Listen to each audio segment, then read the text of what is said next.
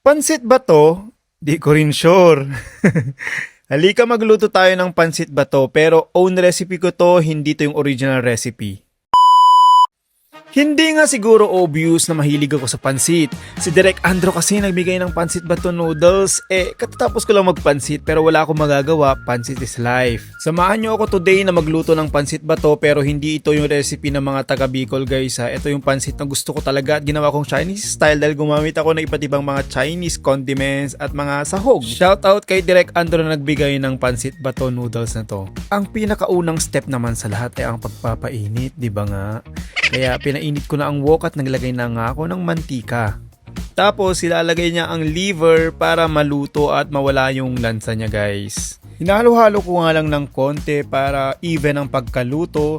At after that, naglagay na nga ako ng mahiwagang paminta. Yes! The more paminta, the better sa pansit kasi kakaiba talagang aroma ng paminta sa pansit. And pasensya na kayo, madami talaga ako maglagay. At para hindi na nga tayo magpilitan kung anong mauuna, pagsabay na lang natin ang garlic at ang onion. After that, ilagay na ang kikiam, fish tofu, at ang bell pepper para sabay-sabay ng maluto at umiba yung aroma. Promise guys, iba talagang aroma ng pansit pag may bell pepper. Believe me. And after that, halu-haluin lang yung mga ingredients hanggang sa maluto evenly. Then nilagay na natin ang carrots para mas masarap. The more carrots, the better din. Ewan ko, basta gustong gusto ko maraming carrots. And then ilagay na rin natin yung beans para masarap yung ating pansit. And then ibuhos na ang beer, soy sauce. At maglagay tayo ng konting patis para sa konting alat ng ating pansit. At maglagay tayo ng choknat na chicken flavor. Si Akira nga nangungulit dyan, no? Tinatanong ano yung niluluto ko.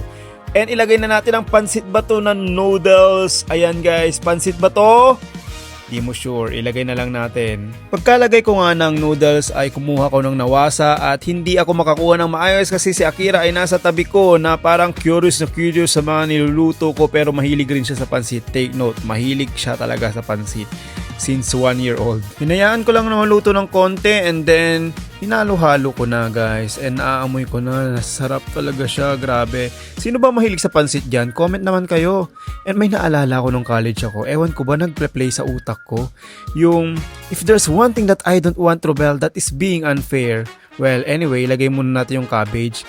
Yung kwentong yon ay during our pol sci class nung college. Kwento ko na lang pag may enough time na, basta naisip ko lang habang nagvo-voice over. Namiss ko lang din yung mga classmates ko nung college accountancy program. Ang dami kong naaalala lang magandang memories during my college days at mga nakakatawa na rin. And nakakamiss rin pala maging bata, no?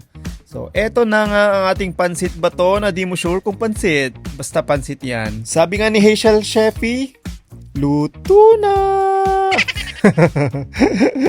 Ayan, nagtawag na ako ng kakain dyan dahil lunchtime na. At eto na nga ang aming lunch, ang pansit bato. Yes, pansit nga. Nataon na nandito si Mamang, si Akira, si Auntie Isabel, si Kepeng, si Pogs. Kaya sa dami ng niluto ko, siguradong magkakasya na sa amin to or maubos na namin hopefully. And kumuha na nga ako at taste test kung masarap ba. Syempre luto ko yan, sasabihin kung masarap, 'di ba? Hinanda ko na rin yung plato ni Akira para sabay na kami mag-lunch dahil alam kong gutom na rin ng bata kasi kanina pa siya talagang daddy ng daddy sa akin kung anong niluluto ko. Alam niyo yung pansit, kaya ayan, nag-enjoy na rin siya sa pansit. And may konting chicken para happy birthday. Yun lang, salamat sa panonood. Like, share, subscribe if you're feeling the vibe. This is Kenyong, TPG all the way.